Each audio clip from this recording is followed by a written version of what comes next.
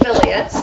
WGU Tennessee launched on July 9th of 2013 as part of our governor's education initiative called the Drive to 55. In Tennessee, at the time that initiative was launched, approximately 32% of our population had a degree or workforce credential. That's now edging up a little bit more towards close to 40%. We have a ways to go as a state in terms of educational attainment, but as some of you may have heard, Governor Haslam has made education a central priority of his administration, and we are a part of that, and I think we serve a very interesting role in the ecosystem of higher education in the state of Tennessee. I want to give you a little bit of 101 on WGU generally. As many of you may already know, Western Governors University was created by a group of governors who wanted to solve some of the education and workforce problems in their states. And they wanted to do this by creating something that would leverage technology, creating something that would allow adult learners to have better access to higher education than what existed at that time in their states, and that would also allow them not to have to build out or expand their existing public university system, which was very expensive and represented an ongoing cost to each of their states. So they were looking to create something very unique. So as a university, WGU is now 21 years old. It's now just about old enough to drink legally. It's the same age as my daughter. I have a daughter that was born in 1997. It was designed for working adults. So one of the things that I would love to say about WGU, I came from brick and mortar higher education. So I started out as a history professor many years in the 80s. And I taught at, and then was an administrator at several small private universities, as well as at the community college system in my state, Tennessee. And I have to say, one of the things that WGU does that is unique is they have created a university really around working adults. Many of the things WGU does to support learners could not be done in any of the institutions in which I was a vice president of academic affairs or a provost, because I would have been burned at the stake on the front lawn, is what I like to tell people. There's things that WGU does because it's new and because it was built in a way that was designed explicitly for this population. So it was also designed to be very affordable. It has raised its tuition very little from its start 21 years ago. Now it's about $6,500 per year, which is payable in 2 6-month terms of about $3,200 or so a term. Students also take all the courses and complete all the work they can in each 6-month term for one flat rate. So what is truly unique about our role in my state particularly is that we are the only institution that provides students the opportunity to complete a degree without paying per course. We don't charge by the course, we just charge students for time, and they complete a degree in as few number of 6-month time blocks as they possibly can. So we do this on the understanding that as an adult, our average age is 37, which I think is coming up on another slide soon. They've been out in the workforce, most of them, for close to 20 years. And as we are all learning and growing individuals, one would hope that we have learned something by the time we're 37 years old that we could then apply. Much of that is not on a transcript. But because students can leverage what they know as they move through each course, not have to spend time working in material that's already familiar to them, but they can take the test, take the assessment, produce the work product, and thereby show competency, they can usually move much more quickly through a competency-based program. As you can see, WGU does have, at the time the slide was done, 459 active students and 704 graduates in the state of Massachusetts currently, out of about 100,000 students. And because I think we just crossed the 100,000 threshold, Chris is nodding at me, and over 100,000 graduates nationally.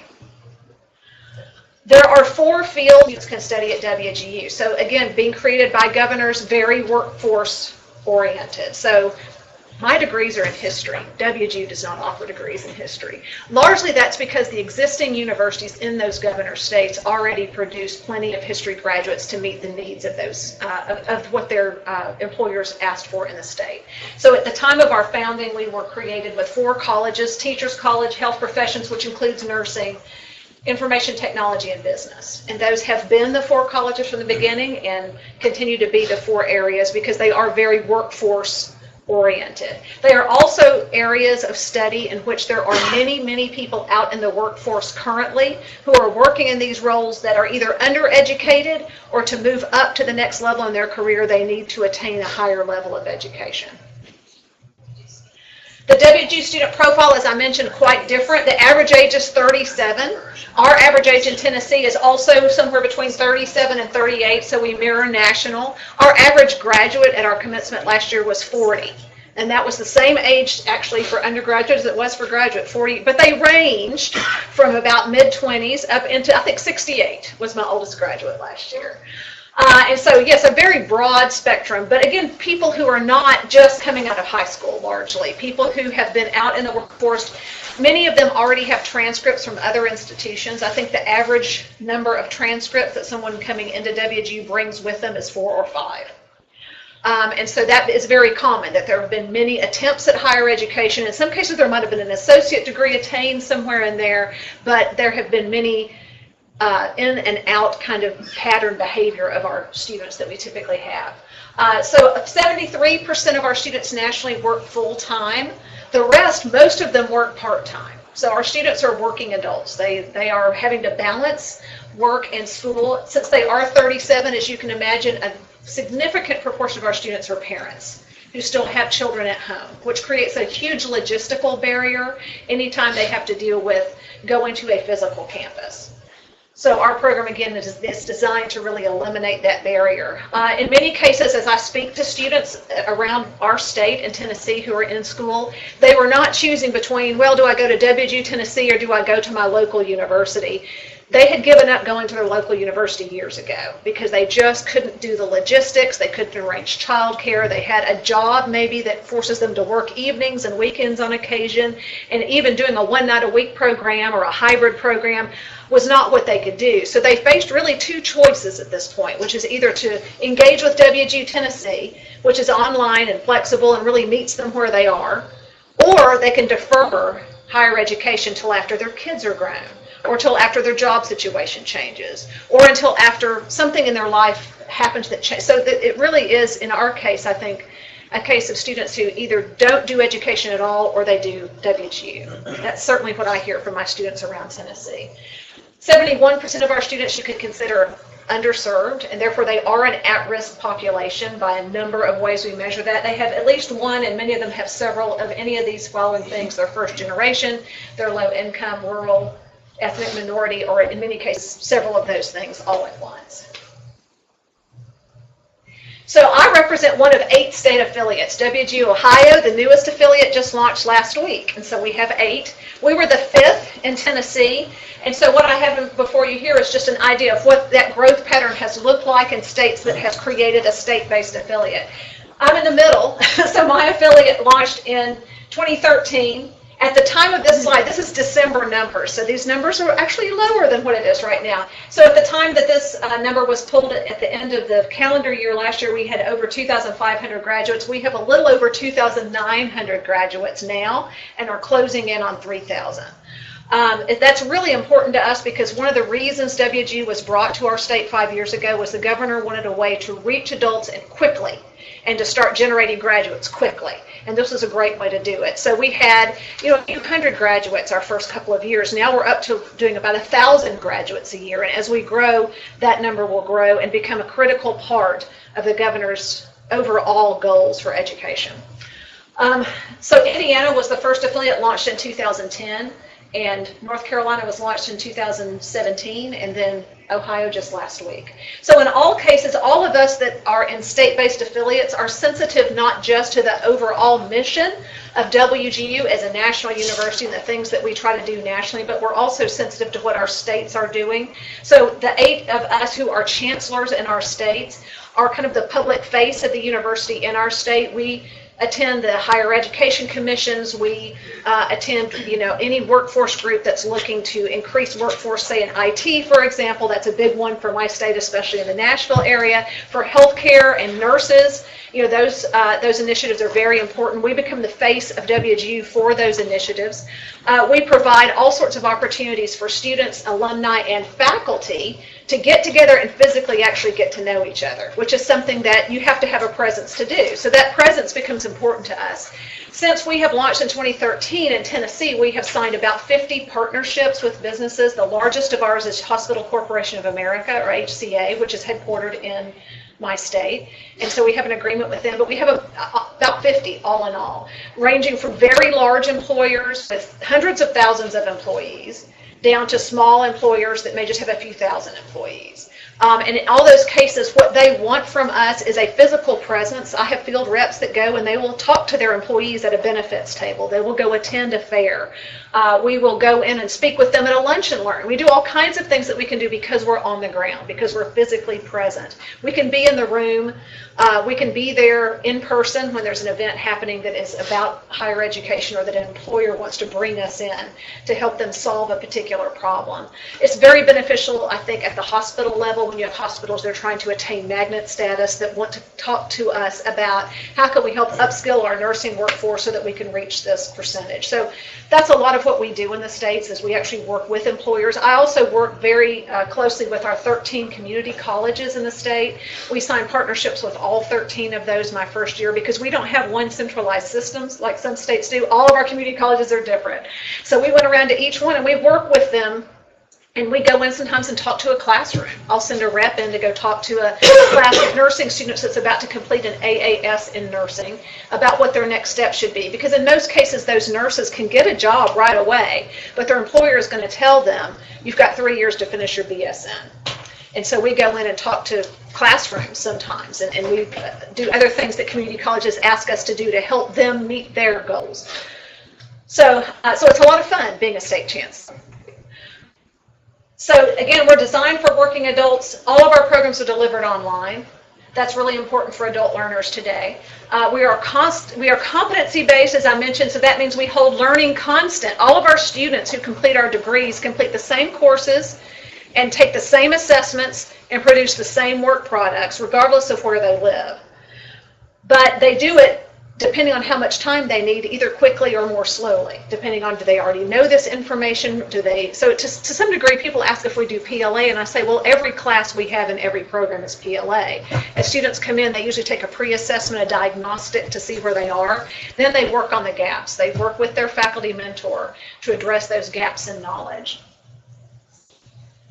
We have actually four different kinds of faculty at WGU. And again, this is another thing I could never have done when I was a provost because there were just systems and laws and things since the dawn of time in place that would have prevented me from doing this. But our faculty are specialists. And one of the things I really thought was interesting in the white paper we got to respond to, under student support number 5, it mentions case management. I use that term all the time when I describe what our program mentors do. Our program mentors receive essentially a caseload of about 80 students. They are responsible for contacting every student every week and making sure they're on pace. And so we also have faculty who are course instructors tied to a specific course. They have a terminal degree. They provide high-level information and in some cases one-on-one support for students when they need it. We hire a separate group of faculty who evaluate. All they do is grade papers and work products and tests. I don't know why, but some faculty like doing that. That was always the part I hated. What it does, though, the great thing about doing it this way is that our mentors don't have to feel like they are also the judge. So I used to be a faculty member. I taught history classes. People always said I talk too fast. I can't imagine why. But, I would have to sit down with a student and say, okay, I understand you don't get this, so let's go over it. But at the back of the student's mind, they're always thinking, well, she's going to judge me, so I don't want to ask a stupid question. And so we kind of take that out of the equation, and we can hold our faculty mentors very accountable for how their students do in a case management type of approach, because we know they're not going to lower the standard to meet that request, because they don't set the standard. We have a separate group of faculty that set the standard and monitor the standard. We have a separate group of faculty that do nothing but help students meet that standard. And I think that's, having come out of traditional higher education, to me, that's truly revolutionary. We have great data that shows that our students do well. Another thing we were asked to respond to are outcomes and how our students do when they complete the degree. Our typical debt for graduates is half what they are, and what the national is. Our retention rate is higher than the public institutions. Our average time to degree in Tennessee, it's about 27 months. It's about 2.5 years nationally. Our graduates, we actually use the Harris Poll every other year to measure employers, and so we take employers very seriously. All of our program councils are dominated by employers who work with our faculty to develop and constantly upgrade our degrees. So they are the decision makers to a much larger extent than anything I've seen in a workforce council in the past. Our graduates are employed full-time, employed in the field, and make more money 4 years out than, and this is Harris Poll also collects that data for us, so they do very well in the workforce. And then the Gallup poll is something we started doing a few years ago, and our students were so strongly endorsing of what they got out of WGU in the Gallup poll that Gallup called us and said, we've never seen anything like this before. So our students are really, they rave about having a mentor, they rave about the institution being worth the cost, being academically challenged too, and that we make ours public because we believe we would just challenge anybody to come up and say we have better outcomes by Gallup on student well-being or graduate well-being than you, because we welcome that challenge because we're really impressed with what our students have to say about us. And I'm out of time, right? No, but perfect. Okay. So feel free to ask questions. Yes. Thank you. Great presentation. Is the material synchronous or asynchronous? It is asynchronous for the most part. Now, I will say we've got a few little things that we do. So nurses come in and they do a synchronous course at the beginning, which is a kind of a soft skills oriented course. But for the most part, it is all asynchronous. And in that thing, how does the nurses do hands-on stuff? They are all, well, in my state, they are all working nurses, and so they do their hands-on things they have to be employed in the field and already hold the RN, they've already passed the NCLEX. In states where there are 5 states where we do pre-licensure nursing, and so we have to provide them the hands-on things through a sim lab, and we have clinical agreements with hospital partners where students do that hands-on clinical work. That doesn't happen in my state. And as you know, that's a heavy lift because we actually rely on our community college partners to help get them to the RN level. And when they come to us, they're just completing the second 2 years. It's a 2+2 kind of arrangement. Yes? A couple of questions. You are awarding bachelor's degrees in many cases and not just certificates. Correct. So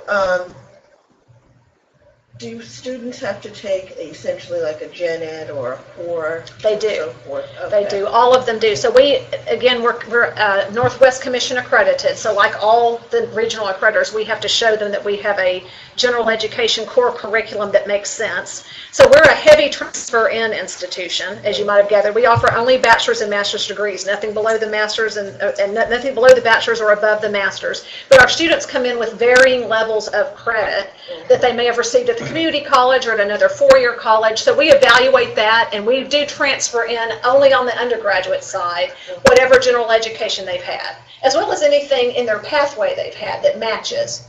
Then we provide them the other general education pieces they need to complete a baccalaureate core curriculum as part of their pathway. And are most of the students coming in with a substantial amount of that gen ed requirement completed, or is it varies. Yeah, now typically they need to have, to get into WGU, some college, and we really typically want them to have at least a semester or more worth of college where they show they can do, because we do not provide remedial work. But on average, what I heard, this is maybe several years old, is they transfer in 28 hours. Okay. That encompasses nurses that come in with like 70 hours, and then you'll have some people that may only come in with 12 or 15 hours. Okay. Thank you. Yes. The yearly tuition is $6,500.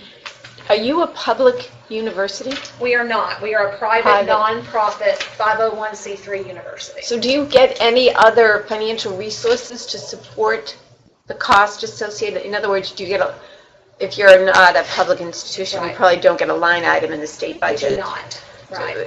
So, what other resources do you bring in? We are self-sustaining on tuition fees. At that amount of money. We actually receive some grants, but we plow those into creating new programs and doing new things. Those aren't used for general operations. So we're self-sustaining.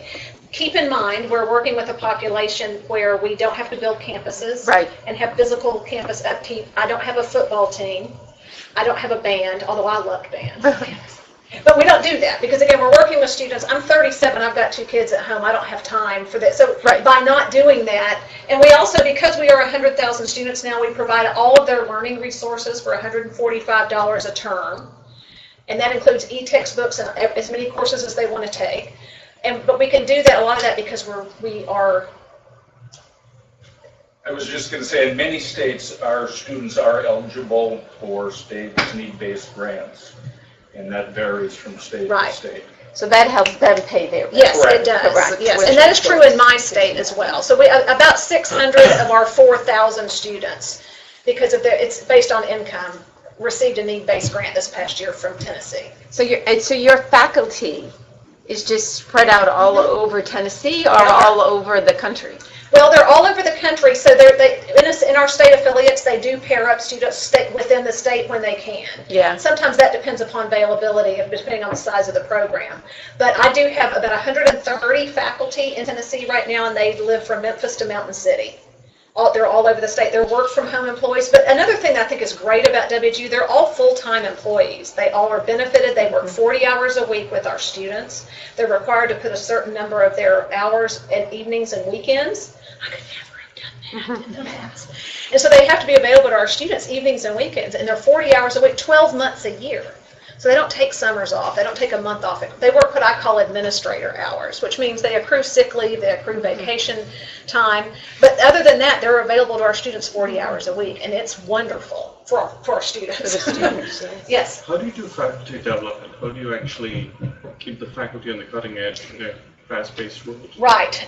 We used to bring all of the faculty together once a year in Salt Lake City. Our faculty is now 5,000 people roughly. I think we're too big for Salt Lake City. So now they've broken them into colleges, and each college has an in-person, once a year, everybody across the country, we fly them in to one central place, and we give them, it's like a conference, several days of development, which is like one of the biggest conferences you'll ever go to. Then we also do regional trainings. There's also a tremendous amount of training that happens that is online, because we are, after all, an online university. But we don't just do online training. We also do a surprising to me amount of face-to-face training that happens regularly with our faculty. 459 active students in Massachusetts today.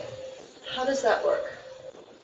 Well, WGU has 8 state affiliates, but you can be a WGU student and not live in a state affiliate. So you can be in any of the 50 states. So at this point, it varies. There are students, and this was true in Tennessee. When we launched, I believe we had 692 students in Tennessee, and I asked some of them as I went around the state and met them, how did you find out about it?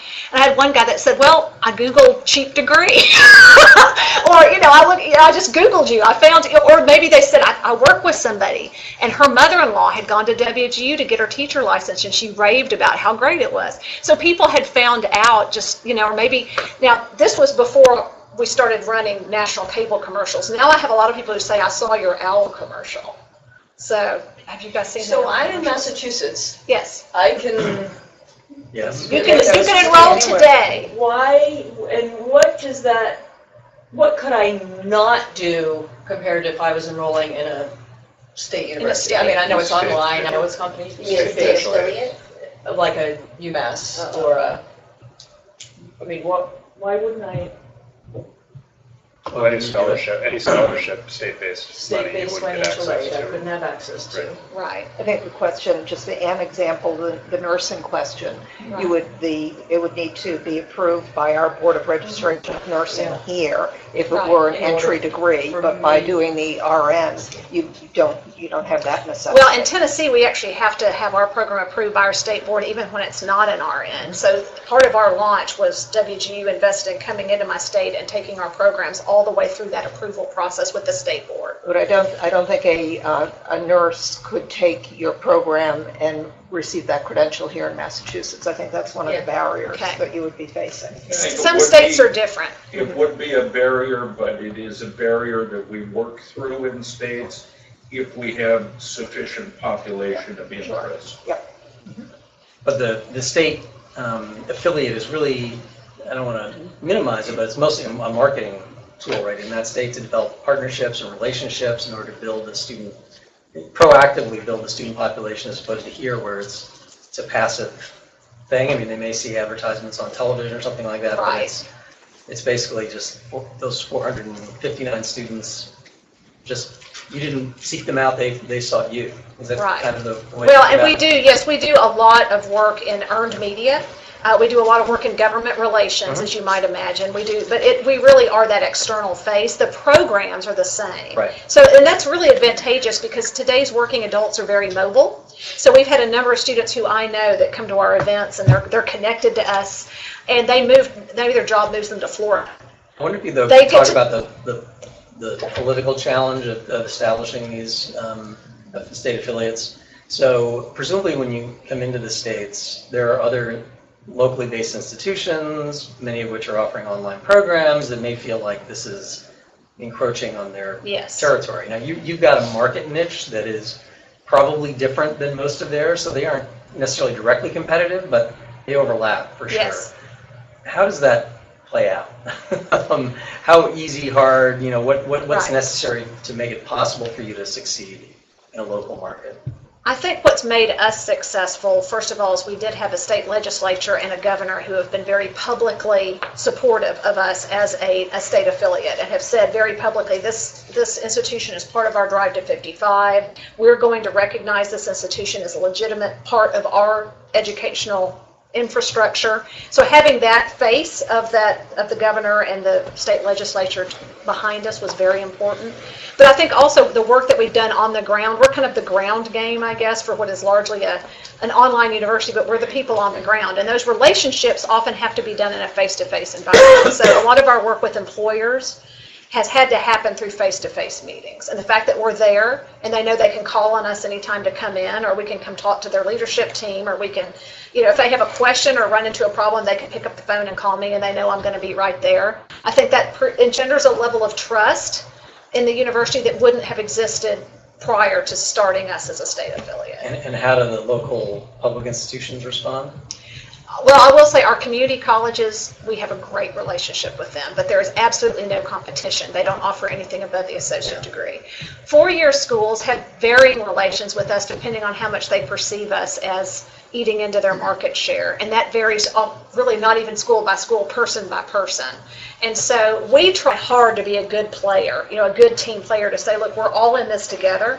If they are better served, and in many cases they come to us wanting a program, do you have a respiratory therapist program? And I'll say no, but here's a great one that's and it's online and it's at this university in our state, and we refer when we were asked for something we don't have. So we work really hard to be a good team player in the state, and not to be the institution that comes in and says, we're going to take all your students. And we make an argument, which I think is really a good argument, in that the more adults we have who receive education, the more market there will be in our state for education going forward, because there is a generational impact. If I'm a single mom and I get my degree, then my two teenagers are going to go get their degree.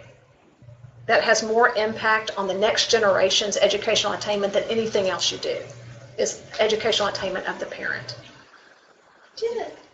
Just these are the two last questions. Well, Okay. I have two quick questions within my question. One is... You can ask two, but I'll give you one answer. One is I'm just curious, like physically, how big your state affiliate footprints are, just given the Right. nature of what you do. But then also I'm curious, like, if you have a sense of across the board, how many of your students are leveraging community college experience, or doing that pathway versus leveraging something like Straighter Line? Because I know you guys have a Yes, relationship with we them. do. I'm just curious, like, do you know generally how people... The vast majority of the students in my state are coming to us with community college or four-year college credit. We do get a few with Straighter Line, but in just speaking to students around my state, I think that's still not as much the norm as coming in with community college credit. And the last numbers I looked at for my state, I think more than half of our students in Tennessee are coming in with community college credit. That's a significant proportion. And as far as footprint, this slide, she's already moved it, but you'll get this presentation. The size of each affiliate, at least as of last December, is on that slide. And you can see how big we are. We are now currently the third largest private nonprofit university in my state. in other states, they're the largest. Say Washington, for example, with over 10,000, they're the largest private nonprofit university in the state. So it varies again depending on who else is in our state. And Like your actual like physical presence, I'm curious. Like, is it just How many like, like employees, you people? mean, Yeah. something like that? yeah, we have about 130 something employees in our state. And again, not in my office, I have 5. The rest are all remote workers. So Okay. small footprint, small office space, 3,000 square feet. Probably more than we need. I just wanted to ask, like your enrollment, so it's open enrollment for if you have where you said there's certain credentials that listed, but there's no pre-testing to get into. There is pre-testing, and so we are not an open enrollment university. We try to be as generous as we can, but we only enroll students we think will be successful. So I'd say probably about 15% of the students who apply do not get in for various reasons. It often has to do with them lacking sufficient credit that they've taken in the past, or it may be that if they're in IT and don't have a degree or the 3 years of work, or a nurse, so it is not open. But we make it as generous as we can while giving them. So we want to bring in students they're going to complete. So Thank you so much. you're welcome.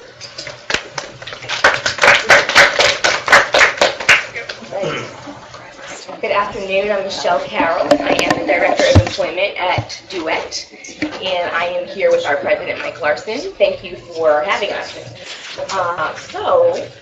What is Duet? So Duet is actually a nonprofit that partners with Southern New Hampshire University to help students in Greater Boston earn associate's and bachelor's degrees and career track jobs. We offer flexible programming built for working adults, and we have been officially operating for the last 3 years after a short pilot period. And just to clarify, we are not the university. Our college partner is Southern New Hampshire University, which is a private accredited liberal arts college that has a brick and mortar presence in Manchester, New Hampshire. We partner specifically with SNHU's College for America program, which we'll tell you a little bit more about, but it's specifically focused and built for working adults. So our value proposition to students really falls into these 3 buckets. First, it's low cost. Tuition and fees are paid by time enrolled, not by credit, similar to what was just shared. It's low opportunity cost, so our students can still work full-time and go to school full-time, and many of them do just that. The opportunity to earn their degree is really, in 100% time or less. So there's flexibility around coaching and support, which means that they are able to complete the degree in a faster timeline, which gives them access to high-quality jobs and employment opportunities earlier on in life. So our partnership is really built around SNHU's College for America program, which offers accredited associate's and bachelor's degree programs in an online platform. It's all project-based, competency-based curriculum. It's low cost and highly flexible, offers ongoing monthly enrollment, and ultimately the competency-based program provides constructive feedback for students' work. So your work is reviewed by an SNHU employee, usually a PhD that is a subject matter expert, and they provide feedback for students as they're going through the curriculum so that they can improve their work as they go, with the point being that they're learning over time and not just getting a grade of C and passing and then moving on. This is highly leveraged through coaching in a way that on campus you're not able to do so. One of the things that we really focus on at Duet is personal support for each of the students. We employ full-time academic coaches that work individually with students to motivate them and help them plan for the curriculum. So it's really like a personal trainer for your education. We offer personalized career coaching as well, and a study space right here in downtown where students have access to internet, computers. We provide meals. We're open 7 days a week, and there's always an academic coach on hand to help students through the curriculum as necessary. We also have coaches that meet students where they are. So if you work full-time and you're working through a project and you're stuck, your coach will meet you during your lunch hour, whether that be in Waltham or on Water Street. We also offer kind of those simple supports that are really those low-hanging barriers that often derail people from completing their degree. So thinking access to childcare, we provide childcare in our space downtown every weekend. We provide transportation support as needed. We provide access to computers and Wi-Fi for those who do not have it. There is a offering of degrees that can be seen as limited, but is very thoughtful, we think, particularly around the associate's degrees. There's a specialization in business and one in healthcare management, and a new offering is around transforming the customer experience. And then there's also several bachelor's degree offerings: communication, healthcare management, and management. Again, all of these degree offerings built in partnership with employers. So really focusing on those competencies that employers have said are most important to success in the workforce. The cost of the program is designed to be affordable, also offering 6-month semesters, so $32.50 per semester. And in our partnership with Southern New Hampshire University, they keep $1,500 of that for tuition, and the remainder goes to our organization for a fee for service. This includes all costs, so there's no additional books or materials for folks to purchase. And again, the semesters are 6 months, and folks are able to complete their degree in as quickly or as slowly as is appropriate for them. Students are also able to use federal financial aid as determined by the FAFSA, and we have dedicated enrollment managers who help students through the financial aid and application process. Because we know that that's often a barrier to entry for many students. Our students are very wide-ranging, so instead of GPA and SAT scores, we really give them the opportunity to try it out before they buy. So students have access to the curriculum and coaches for a month before they are actually officially enrolled in Southern New Hampshire University and before they pay, which means they get the opportunity to see if an online program, competency-based program, is a good fit for them before they commit. Often students learn about us through word of mouth, and one of our biggest partners is Europe. And I think that started really from one Europe alumni coming and kind of spreading the word. Almost all of our students work, as I mentioned before, many of them full-time, but certainly the majority are working at least part-time. And that ranges because we serve a wide variety of students from 18 to almost 50 years old. We've got folks who are working retail at Dunkin' Donuts or the mall, and we have folks who are working at places like KPMG and Cambridge Associates. More than 70% of our students have tried college at least once before enrolling. And we find that for those who are coming to us from other institutions, the opportunity to enroll in a program where failing is not an option is really a positive benefit to partnering with Duet and Southern New Hampshire University. So this just goes over a little bit of kind of the demographics of our students. We're representing over 40 cities and towns. The average age is a little over 24, mostly female, potentially not surprising. And we are serving a wide range of race and ethnic backgrounds. So our early outcomes, and again, we've been operating officially for about 3 years, are here. We've served over 460 students, and to date, we have had students earn 86 associate's degrees.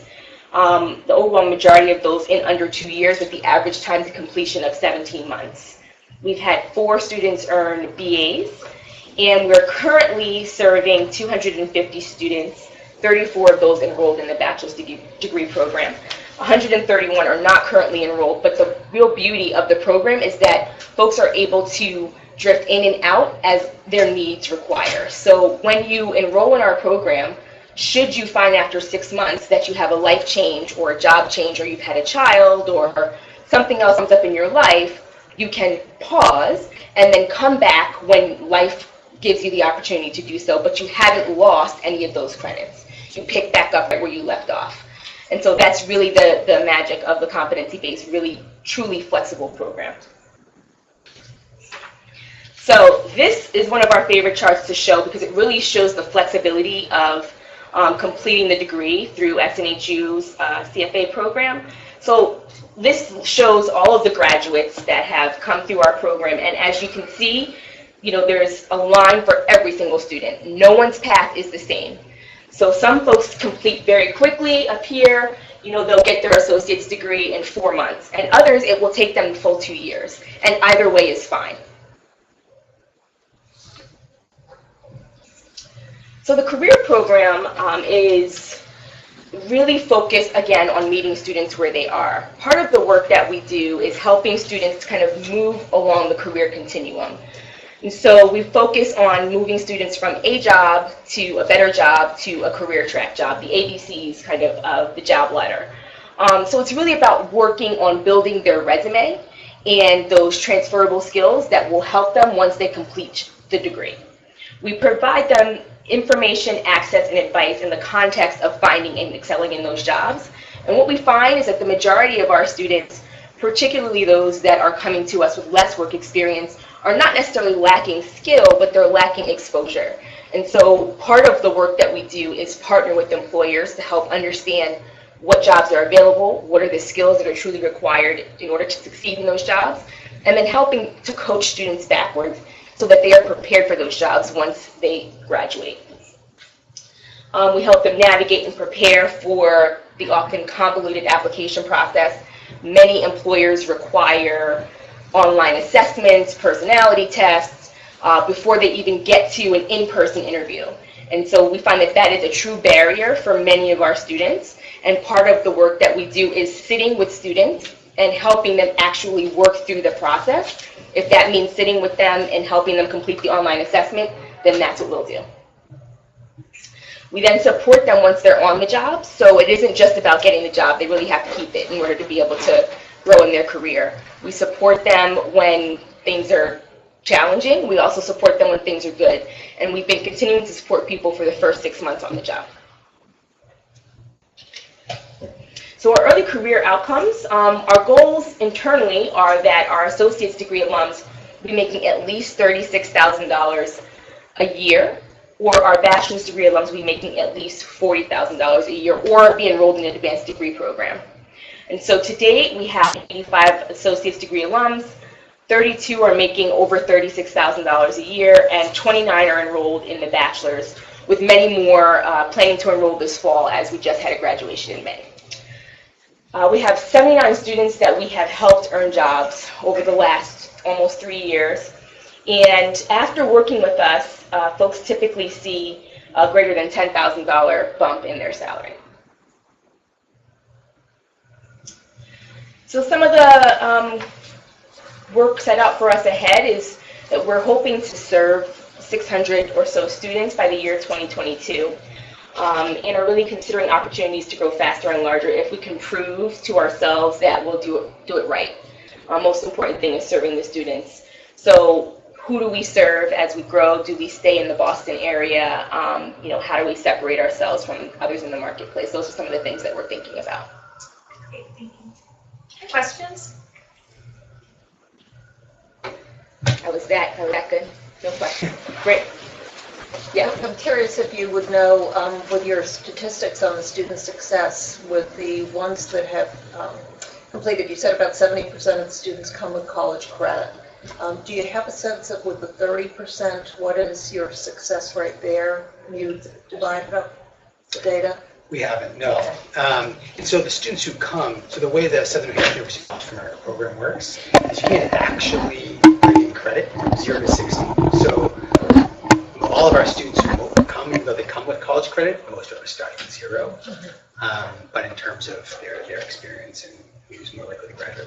The reason I asked the question is and thinking about the prior presentation as well, I think a real challenging population is those individuals who have not tried or have not been successful with college or getting into a career track. So it'd be interesting to see that separation. Yeah, I mean, most of our students have tried college and not made it through. And I would say, we don't have that many 18 and 19 and 20-year-olds. Most of the students who haven't been to college, it was in many ways an active choice when they were 18 and 19, mainly around cost. I was wondering, when somebody enrolls in Southern New Hampshire University in their online program, do they have to enroll with Duet as well? So SNHU's traditional snhu.edu was a separate program. Right. And folks can go online and enroll in that program on their own. Okay. In order to enroll in College for America, you have to come through a partner. And most of the partners that Southern New Hampshire has are business partners. It's a business-to-business model. It's how it was built. So Partners Healthcare, Concord Foods, Gap Inc. We are one of the few community partners that they work with so that we can provide access to individuals who may or may not be employed. But they have to come through a partner in order to enroll in College for America. Okay. So Marriott, Partners Healthcare has coaches who support their employees in the College for America program, so they'd be playing some of the role that Duet would be playing for community students. I see. So for an unemployed student, how do they come through a partner organization? We would be the partner. They would come, they can come through us. Instead of a partners, for example. Exactly, yes, yes. So Southern New Hampshire is basically saying everybody who's in their online learning program needs to have another entity supporting them. So not for their larger traditional .edu. So when you see the commercials on TV for snhu.edu, that's a different program. It's still part of their online learning offering, but that is kind of a traditional, traditional online program. College for America is competency based, and that is where they partner business to business. Okay. Thank you. And I'm sorry. I just have the same question. So I remember a slide in the very beginning about you don't need the SAT or the correct. But it's open and basic. It's an open enrollment admission. Yes. So the gauge of success for that is like you give them a trial to see if they can if they have a view of all the classes to see if it's something that they're comfortable with before they continue on. Right. So we give them access to the curriculum, which is all project-based, and they have a coach that they are assigned to work with for that month, and the coach helps to guide them through the curriculum. And at the end of that month, the coach and the students sit down together and assess whether or not it's a good fit. Something that they enjoyed working online. Online is not for everybody, right? So is that a good fit for them? Do they have the actual time to commit to completing their degree? And often, working in an online program is a double-edged sword, right? You can do it whenever, but that also means that you can do it whenever, and oftentimes it doesn't get done. So the coach is really there to help them think through all of the barriers or challenges that might pop up along the way to determine at that point in time, should they continue and officially enroll and pay money, at which point, if you pay money, you want to finish. The whole curriculum is project-based? The whole curriculum is project-based, yes. Can that conversation with the coach end up where the student wants to come and the coach says, I don't think this is a good fit? Yes. Okay. But people could try it again. Right, but people come back all the time. Sometimes it doesn't necessarily have to do anything with the ability. Sometimes it's just life. If you've just had a baby, it's probably not the right time. And people in their mind think, oh, I'm on maternity leave, I have time. But anybody that has kids knows that you don't actually have time. So, the coach, really over the course of the month builds a rapport with the students where they're able to understand their life circumstances and their strengths and opportunity areas, and then can guide them accordingly. You had a question? Yeah. I have a couple of questions. What is the overlap with our community colleges, with Bunker Hill, with Roxbury Community College? And then also, what are the types of projects? When you say it's project-based, what are some of the projects? So to answer your first question, there is no overlap with our local community colleges. Our curriculum is all created and managed by Southern New Hampshire University.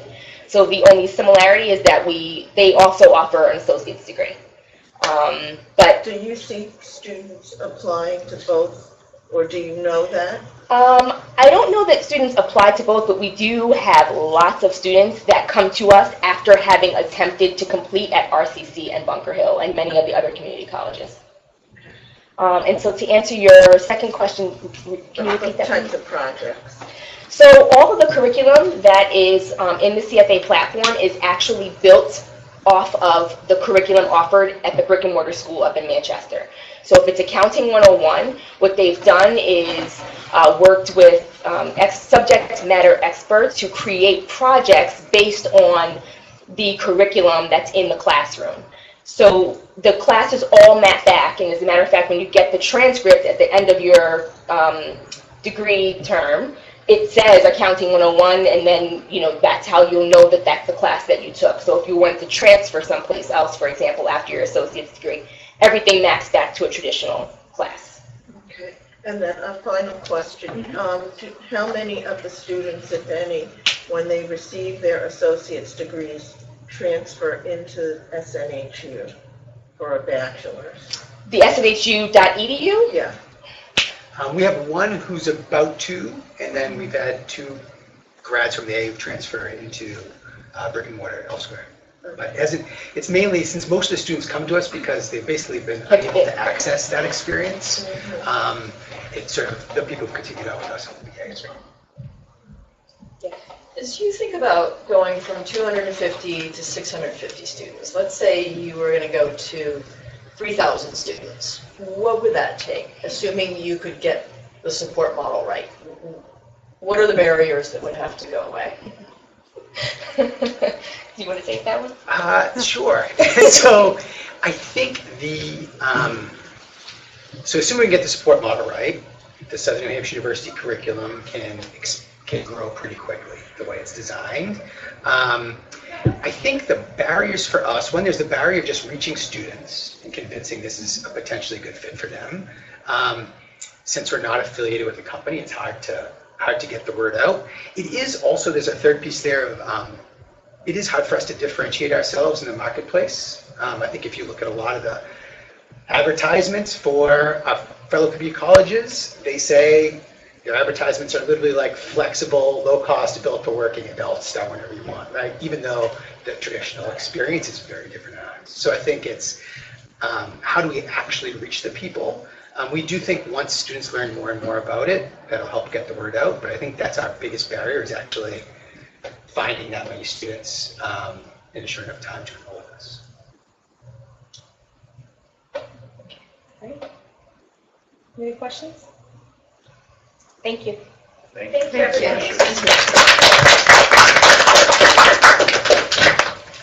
Great, on time. Look at that.